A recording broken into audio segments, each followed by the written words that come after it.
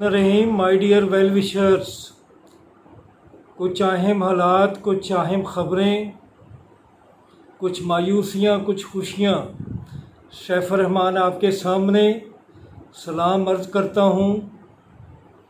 2 दिन मैं बहुत मायूस रहा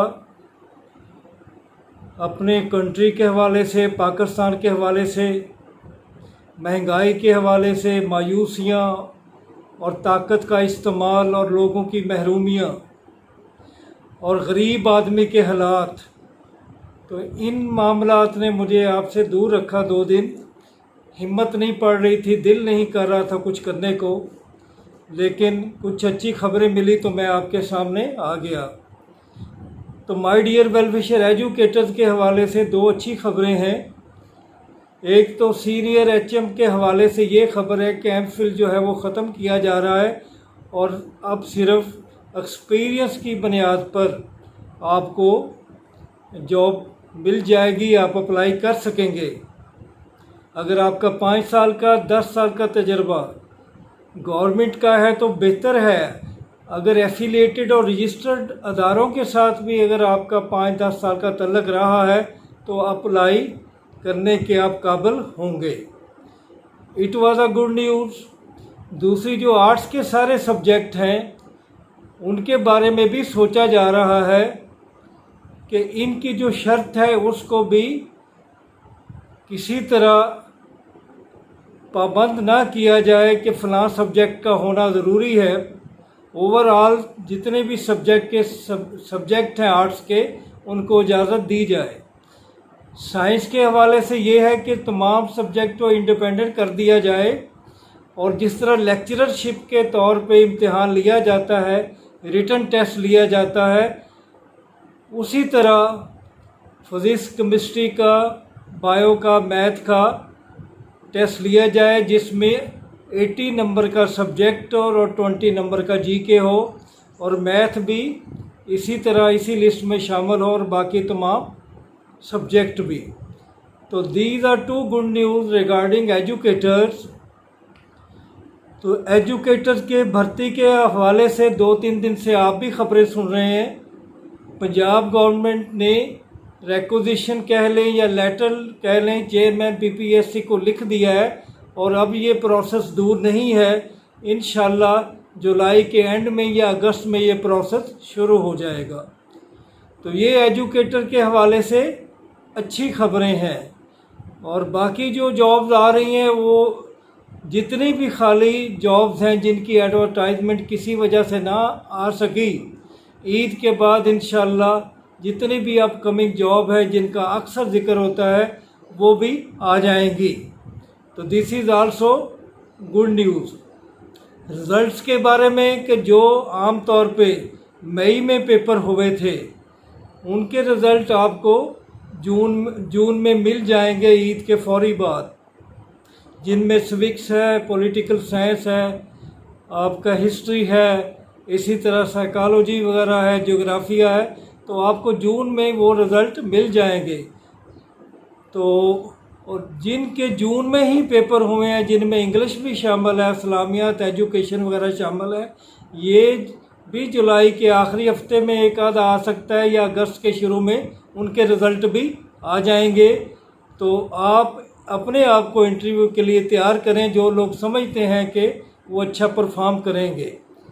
दूसरा हवाला आज मैं दे रहा हूँ कि लोकल गवर्नमेंट के हवाले से मेरे कमेंट्स में बहुत सारा हिस्सा आ जाता है, तो उसका भी यही मैंने कहना है कि जो लेटेस्ट इंफॉर्मेशन है वो यही है कि एक्ट 2022 साइन हो चुका है, असम्बली से मंजूरी हो चुकी है और उसमें ये किया गया है कि जो शेड्यूल ऑफ एस्टेब्लिशमेंट है, शेड्यूल ऑफ एस्टेब्लिशमेंट जिसको SOE कहते हैं, उसने अमल करना शुरू कर दिया है।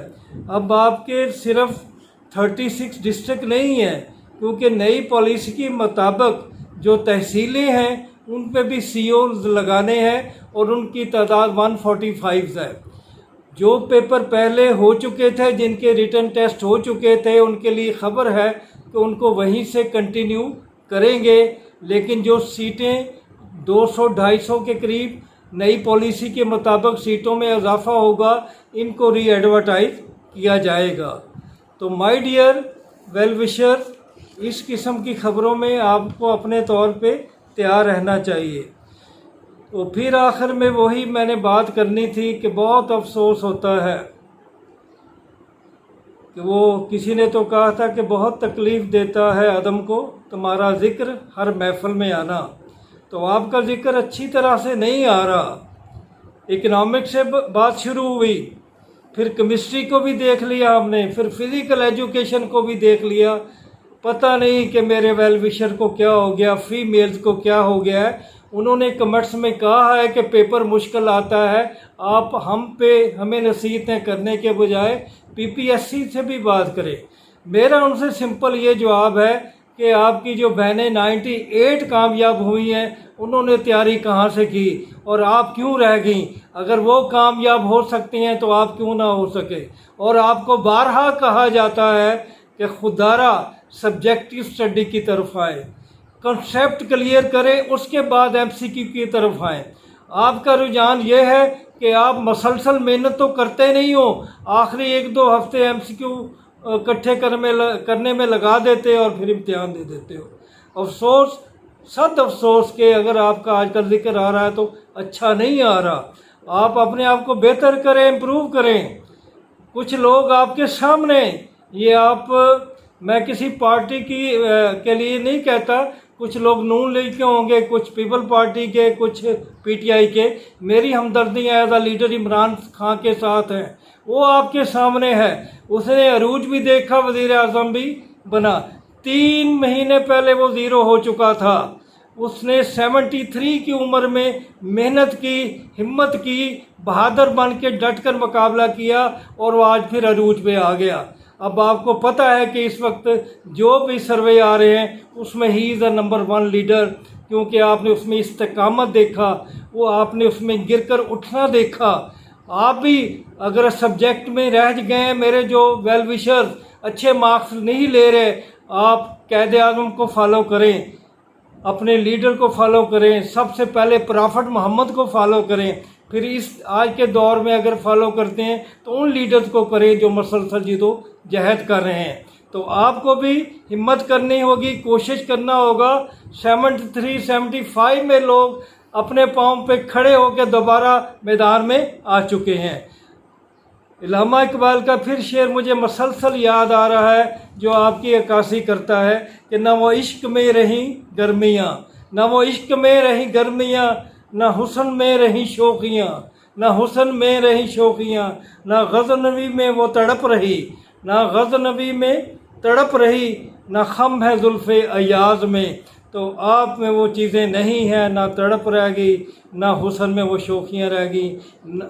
आपने इल्म को ना संभाला, अगर देखा भी तो परफॉर्म ना कर सके। और इसी तरह अगर आप गिरे भी तो संभल ना सकें। मेरी ये दुआ है कि आप गिरें, संभलें, आगे बढ़ें, आने वाला वक्त आपका हो। खुदा हाफिज़, फिर मुलाकात होगी।